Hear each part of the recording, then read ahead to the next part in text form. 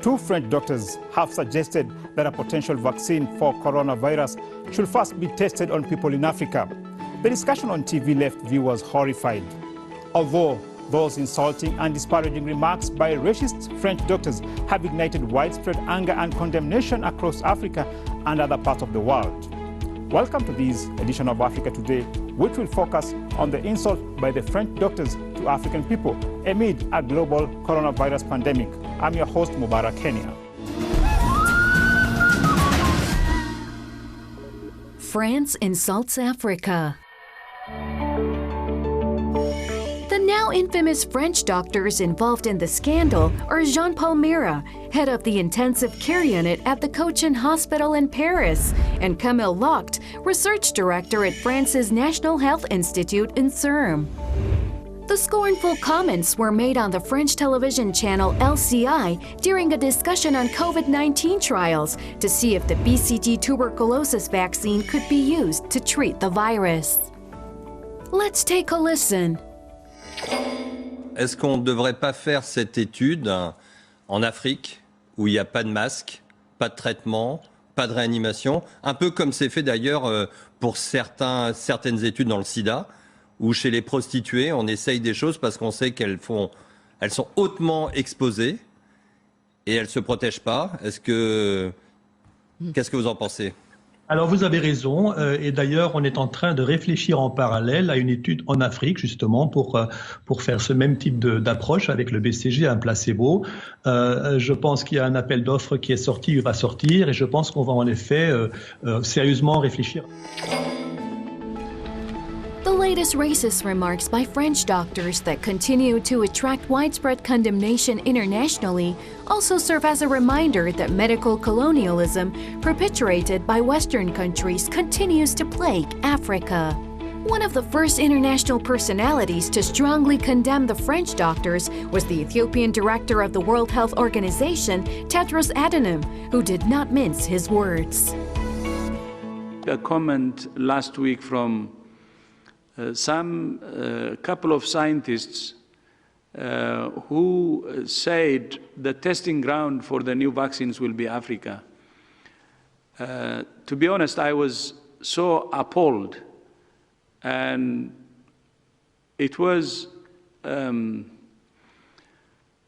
time when I said, when we needed solidarity, this kind of racist remarks actually would not help. It goes against the solidarity.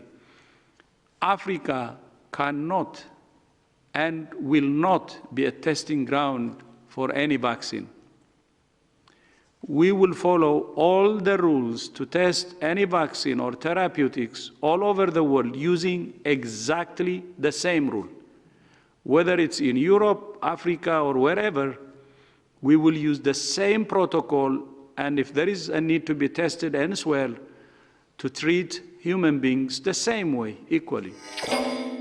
Now, for more incisive analysis on this issue, we contacted Sébastien Périmoni, an African affairs expert at the Schiller Institute. Thanks for joining us, Mr. Périmoni. Now, why did the two French doctors suggest that a potential vaccine for corona should first be tested in Africa instead of France, which currently has far much higher corona infections and fatalities than the whole of Africa? To test the vaccine first. So it was a major scandal in France, because Jacques Cheminade have a tweet on his Twitter account. It reminds us, the guy we call the angel of death, Joseph Mengele, who was a Nazi doctor doing conducting medical experiment in an extermination camp, during the Second World War. So we have exactly the same mentality when these French doctors are saying that we can use African because they have nothing, they are poor, they are prostitutes, so we can use them as guinea pigs. So it's just outrageous, and of course it makes a big scandal in France, and this guy have to come back on the TV saying, oh, it's what's not exactly what we wanted to say, blah, blah, blah. But of course it was just unfair to declare that, and it is just not possible to do that today. The The disrespectful remarks also ignited a Twitter storm with several trending hashtags, including hashtag Africans are not guinea pigs and hashtag Africans are not lab rats. Activists, politicians, journalists, and talk show hosts across Africa and in the African diaspora came out to strongly express their views on the insult by the French doctors. It is the most ridiculous and most racist and most, that's some colonialism like a mug. The idea proposed by the French doctors actually exposed nothing new, as it has been part of a trend that for generations has seen the dehumanizing of some people, especially Africans, because of the superiority complex of Westerners. Now, Mr. Perimoni, how does this open suggestion by the French doctors expose the decades-old exploitation of Africa by Western pharmaceutical companies? You know, since the 17th century that we have exploited Africa, so it's not just decades. But what we have in France, you know, still from this time, is a kind of Malthusian thinking, you know.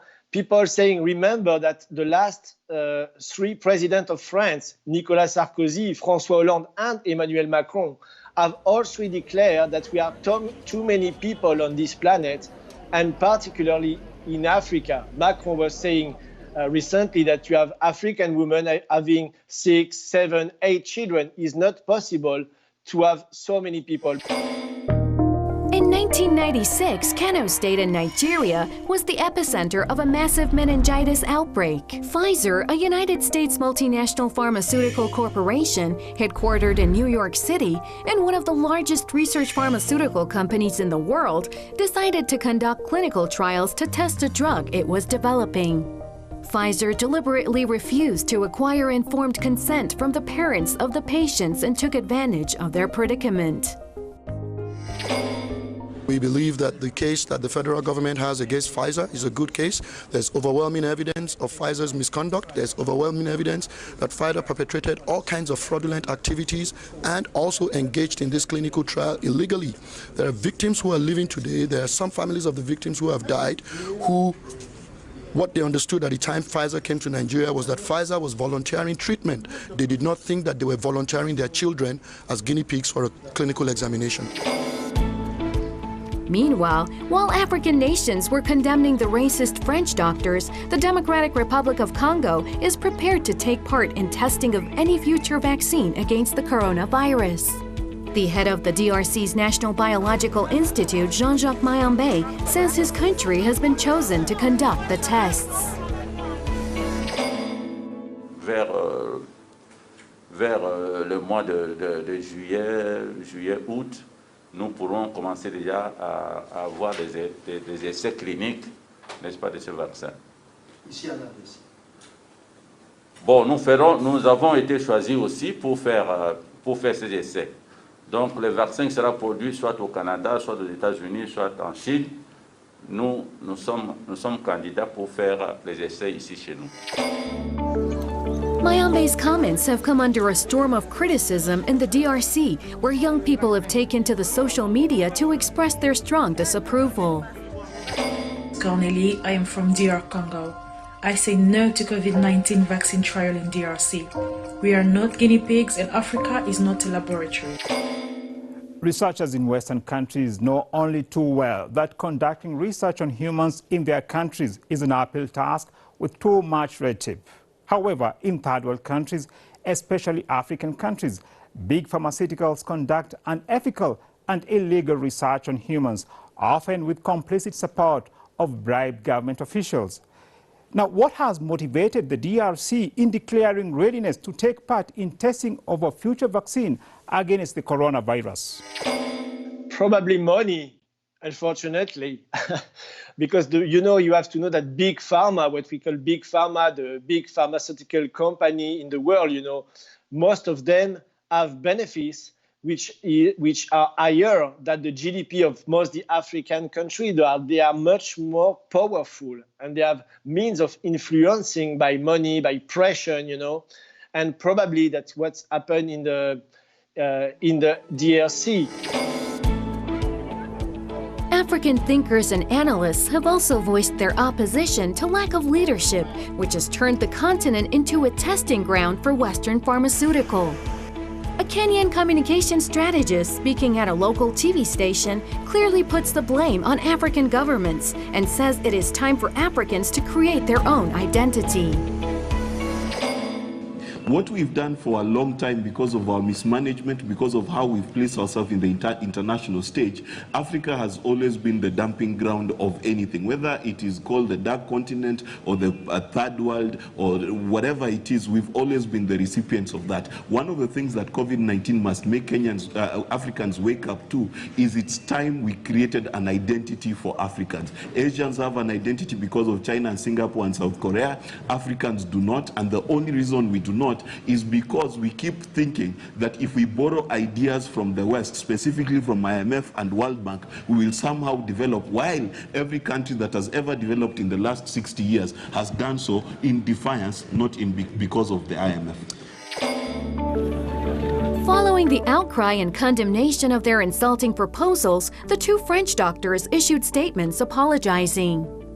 An association of lawyers in Morocco called Mira's comments racist, discriminatory, and hateful, and said it would lodge a formal complaint with the French prosecutor. The remarks by the French doctors are a pointer to discriminatory views that are common among French professionals and leaders. This sort of discrimination toward Muslims and Africans go unpunished in the French society. Racist people in France regularly voice such racist attitudes, and the recent case just came to light through the power of the social media. An African activist on the social media has called to the jailing of the infamous French doctors. Locked up in jail a long time. Have those French doctors been arrested as yet? If not, why not? They should have been arrested and charged for what they were openly plotting and scheming to do. An apology is just not acceptable. It's just not good enough.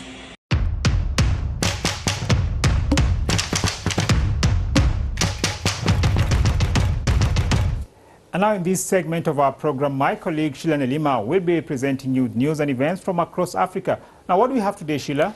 Thank you, Henia. Hello and welcome to this part of the program. It's Sheila Nelima bringing you news from around Africa. Now, while most foresee gloom and doom for Africa during this pandemic crisis, one Mr. David Cowan of Citibank Africa sees different. In a statement, the economist accepted that indeed difficult times lie ahead for the continent. However, he added that analysts have overhyped negative outcomes, all while overlooking how the continent may be more resilient than many realize.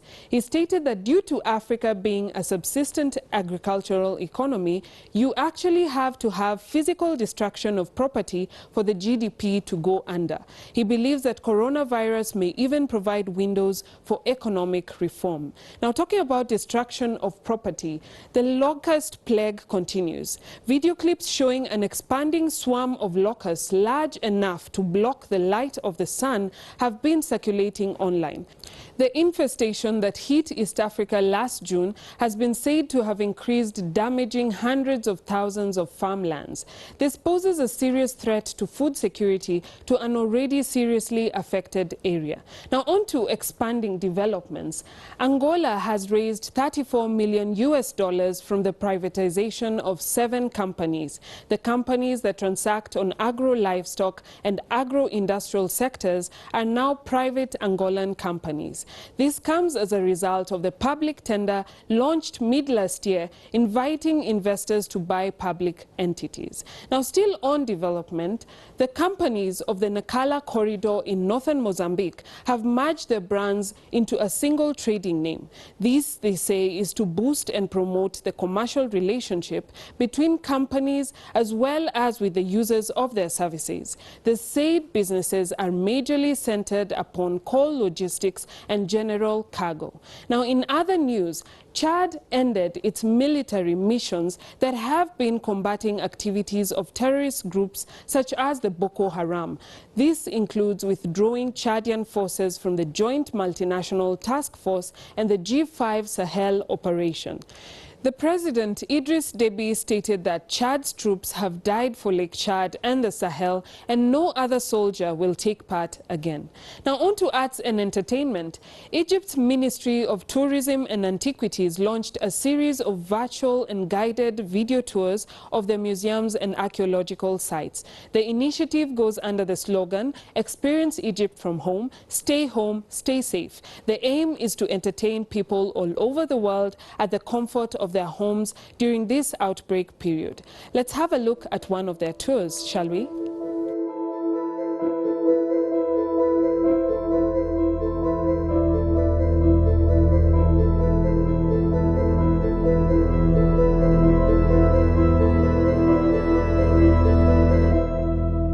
Now this brings us to the end of this part. Visit our social media pages as shown on screen. Give us your views and comments on the program. Do stay tuned. We will be back soon.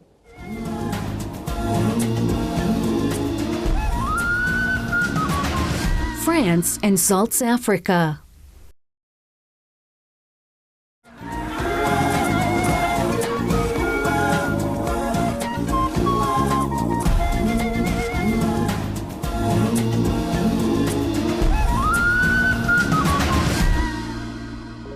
Meanwhile, the World Health Organization says it wants many more African nations to participate in its solidarity trial of a global study of 4 potential COVID-19 treatments. Solidarity is an international clinical trial to help find an effective treatment for COVID-19, launched by the WHO and global partners.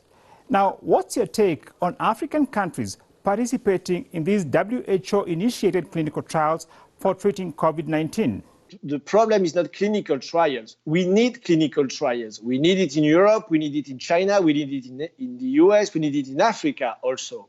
But it has to be coordinated, by the World Health Organization and under the control, of the governments and scientific community, and not, pushing by big pharma lobby, this big pharma lobby trying to use poor people to make profit as rapid as they want. So the problem is not the question of clinical trial. If Africa wants to do it, with France, the Pasteur Institute, in a legal and scientific form, it's totally possible, but it's not the way this famous doctor in France say we want to use prostitute to do that. No, it has not to be done like this. The disparaging suggestion by the French doctors reminds us of the bitter legacy of French colonialism in Africa. France conducted 210 nuclear tests between 1960 and 1995 within its territory and overseas territories. Between 1960 and 1966, the country conducted 17 tests in the then French Algeria within the African Sahara Desert. At Regan, deep in the Sahara, France goes forward with the detonation of her first atomic bomb, defying a United Nations resolution, the heated protests of Japan and most of Africa's newly independent nations, and the disapproval of both America and the Soviets. France carried out illegal nuclear tests in Algeria during the colonial period. Is the suggestion of COVID-19 tests in Africa a case of history repeating itself? Of course, it's the same thing. If we are using poor country to test something very dangerous, and we know today that a lot of people died in Algeria, in the highlands, about this nuclear testing during the 60s. So the problem, yes, it's the same kind of problem. I hope it will not be a bis repetita, and France will stop to do that. And we are calling here in France with Jacques Cheminade, with our party Solidarité et Progrès, we are calling, to stop this policy of using poor country to test everything we don't want to test on French population or in our territory. So it has to stop, and we are fighting to stop it. Amid the coronavirus outbreak, the Ghanaian president has urged the pharmaceutical industry boost local production that the country can stop relying on imports. We began to engage with the domestic pharmaceutical industry to assist in producing as much of the logistics required to prevent and combat the virus as is possible under the circumstances. Indeed, We must take advantage of this crisis to strengthen our domestic productive capacity so we can advance our self-reliance and reduce our dependence on foreign imports. Africa's capacity for pharmaceutical research and development and local drug production still has a long way to go, say experts. According to United Nations estimates, only 37 out of 54 African states have some level of pharmaceutical production. Except South Africa, which boasts some active local pharmaceutical ingredients, most countries rely on imported ingredients. The result is that Africa imports at least 70% of its pharmaceutical products, with India alone accounting for nearly 18% of imports in 2011. Pharmaceutical imports in Africa include up to 80% of the antiretroviral drugs used to treat HIV/AIDS, according to trade data. Meanwhile, Africa's pharmaceutical market is high, and the value of Africa's pharmaceutical industry jumped to $28.56 billion in 2017 from just $5.5 billion a decade earlier. According to some projections, the market will be worth $56 billion to $70 billion by 2030. What should African countries do to stop the continued exploitation by Western multinationals? The first thing in the short term that African country can do, and all the civil society organizations I'm working with, the Ligue Pan-Africaine Umoja, for example, you have people in Congo, Brazzaville, of this Umoja Pan-African League who are fighting, right now against this policy on the ground, also in Benin, in other countries, in Mali. So you have a lot of people in society, civil society, fighting. So in the short term, what they can do is that they can participate in a Schiller Institute conference that we will have the 25th and 26th of April, which is an international conference by video. So everybody can connect. You will have people from around the world, Chinese, Americans, Europeans, African, and we will discussing, how we can change the world financial system. African countries continue to face a European mindset that cannot rid itself of its racist character, even in the fight against the deadly coronavirus pandemic.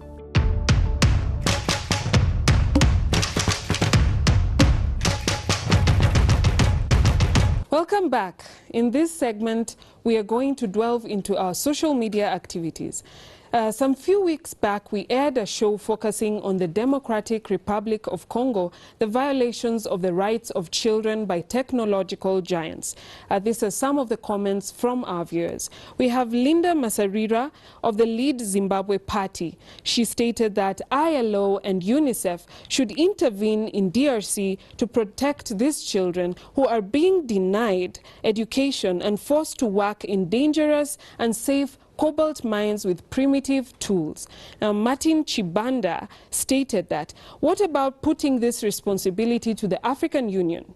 Sydney Muyambi stated that an injustice to any African is an injustice to all Africans. You are because I am because you are. Let us save Africa and her children. This line is of abuse to totally unacceptable. Now, Sydney Muyambi further added that Africa is for Africans. This madness has to stop. Where are your daughters and sons of the soil? Let us unite and save Africa. Brian Shoniwa, it is time for Africa unites against imperialism. Von Kagenek at MP Marudza stated that natural resources are useless if you don't know what to do with them. Vicky Nicolaides stated that you can't trust Western countries and they use terrorism to make money. Adding on to that, she stated that this is another excellent question. The destruction of Africa must end. Now that's all for now. Again, visit our social media pages to interact with us. Feel free to share your views, images, and videos, and we will share them right here for you. Bye for now. Humanity prays that the vaccine for COVID-19 will be found, but that should be based on ethical clinical trials involving all nations of the world with no intent of exploitation. On that note, we come to the end of this edition of Africa Today. From me, Mubarak Kenya, and my team, it's goodbye for now.